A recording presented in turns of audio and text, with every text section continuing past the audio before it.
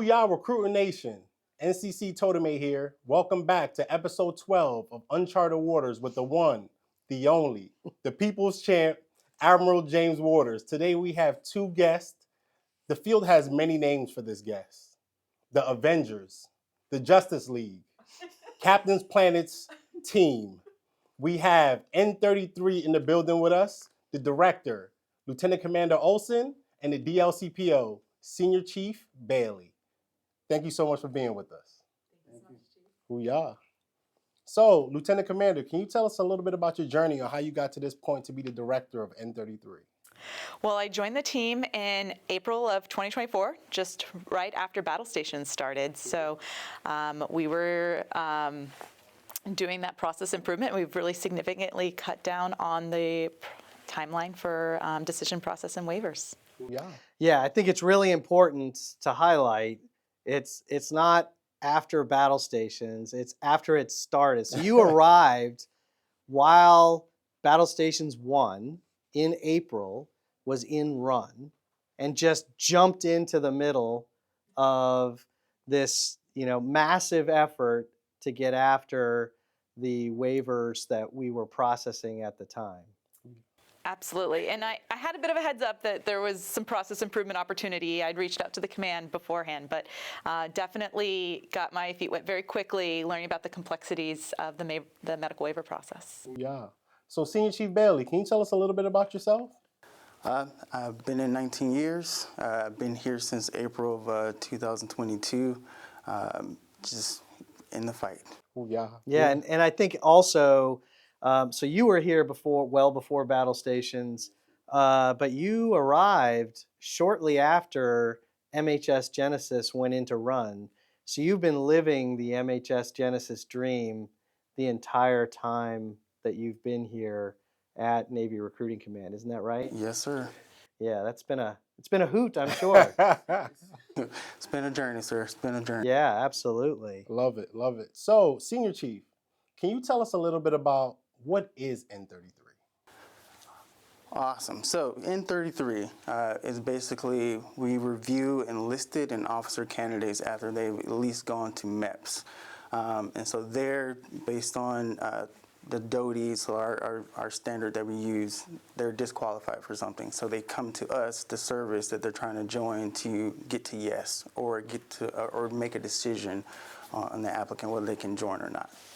Yeah, so N33, led by Lieutenant Commander Olson and Senior Enlisted Advisor by you, or advised by you, does an assessment of the full record of an individual to make a medical risk recommendation to me on whether that disqualifying condition that was identified at MEPS should receive a waiver, right? Yes, sir. So because of Genesis, we're able to see a lot more now. So we definitely take the time to kind of pour through their history and try to make sure what's relevant, what's not relevant, and what can kind of help us get the applicant to yes. Yeah. Okay.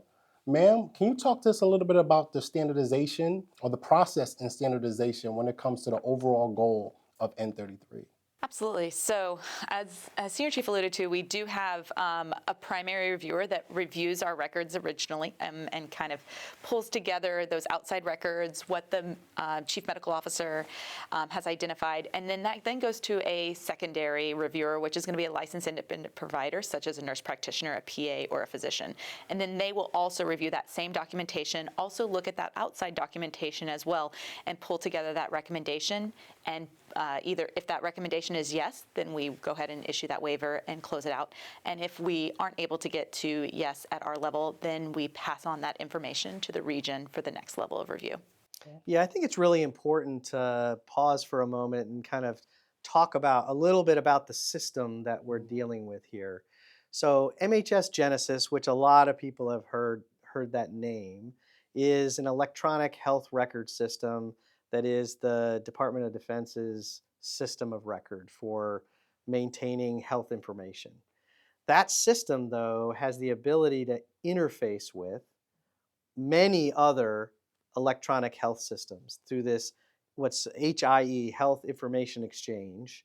And so essentially for the demographic, the 18 to 24-year-old group that we're mainly dealing with, although there are folks that are beyond that, beyond 24, for the most part, just about any time that they've seen a clinician in their life, that is documented in one of those systems we have access to.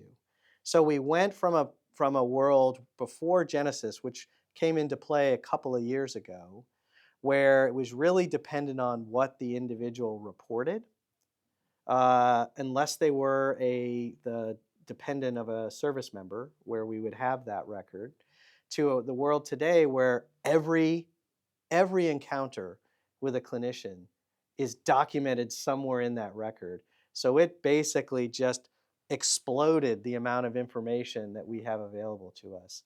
And that resulted over time in something of a growth in the backlog, which this team right here led the charge to bring down that backlog through improved processes and an improved command focus on this issue, so that we are still taking a full consideration of that record, which sometimes can be hundreds of pages, I think.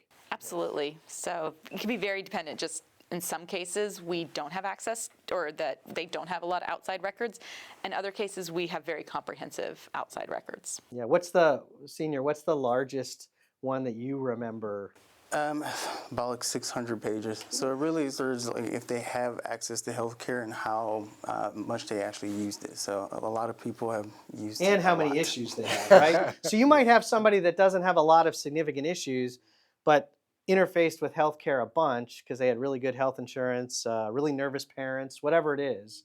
But you may have somebody with significant health issues that also has a similarly sized record. Yes, sir. Right? Yeah. And we have cases where people didn't seek health care, and you just have a few clues to kind of work through, right?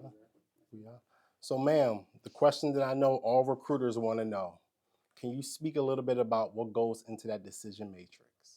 So absolutely, and I had alluded to a little bit more how we make those decisions, and so we do use the DoTI as a guiding principle along with the ManMed. We also are looking at using the deployability guidelines and retention guidelines, so help us create a whole picture of the applicant and where we think they will be successful in the military. Yeah. Yeah, and I think, at its most foundational level, we look to see, or the N33 team looks, but I say we because there is a commander's decision in here. We look to see, is the person themselves at risk because of the training? You might think about like a heart condition. They could be at risk because of the intensified training we're asking them to do. Once you get past that hurdle, then it's really a question of risk to the enterprise, right? Are we bringing somebody in that is going to spend more time, potentially seeking medical care than they are in doing the work that the Navy needs? That's risk to the enterprise if we do that. And so those kinds of cases tend to be ones that we may go to NPQ because we see more risk for the enterprise than we're willing to accept. Yeah. So, ma'am, senior, people regard N33 similar to like maybe NASA. People want to know what's happening behind that curtain. Can you speak a little bit about things that are happening that the average recruiter may not know about? Yeah. So I think one thing that people are maybe interested to know is you're used to seeing one name on those letters, and it's not just one person. There's a team of about 20 of us that are doing this together. We're a well-coordinated team. Some are here in person in Millington. Some are actually remote, but we still communicate daily, making sure that we're making consistent, fair, and transparent decisions. Yeah. Yeah, and I think you're also taking a look at, as decisions are being made, as your recommendations are coming to me and I'm making decisions, you're looking at where my risk tolerance is and adjusting, right? And I will also say there are numerous times where I get something as a recommendation. I review it myself, a summary of the case. And if I don't understand the medical risk, you and I, Commander Olson, will have a conversation about like, what does this mean? help me understand relative to past cases that we've done. And there's a pretty robust dialogue that happens there. Oh yeah.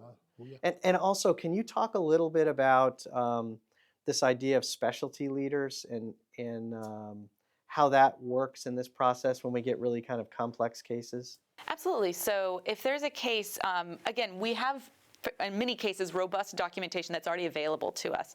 And so we have identified specialty leaders in Navy medicine that are working with board certified cardiologists, board certified nephrologists, board certified gastroenterologists, and we can reach back out to them and give them that information because again, now that they're in Genesis, every person has a medical record. So we can give them that information, ask them to review it with their lens and help say, would they be able to make a recommendation? Would they advise for additional testing? Or would they say at this point that this applicant is not a good fit for military service? Oh yeah.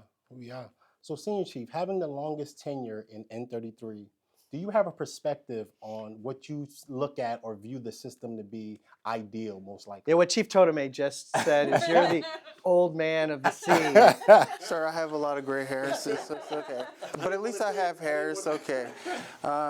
I think for us, sir, like you said, you pulled a lot of levers, so increasing our manning to match the increase from Genesis and having that be a steady state. So the 3 days or less, that's the goal that you want, that we're able to maintain that long pass, when I leave, when you leave, that type of thing too. Yeah, absolutely.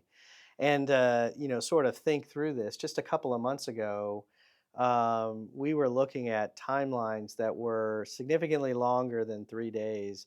3 seemed like a hairy, audacious goal. And I think today, while we're not 100% under 3 days, a whole bunch of them, a pretty sizable percentage, are getting done in less than 3 days.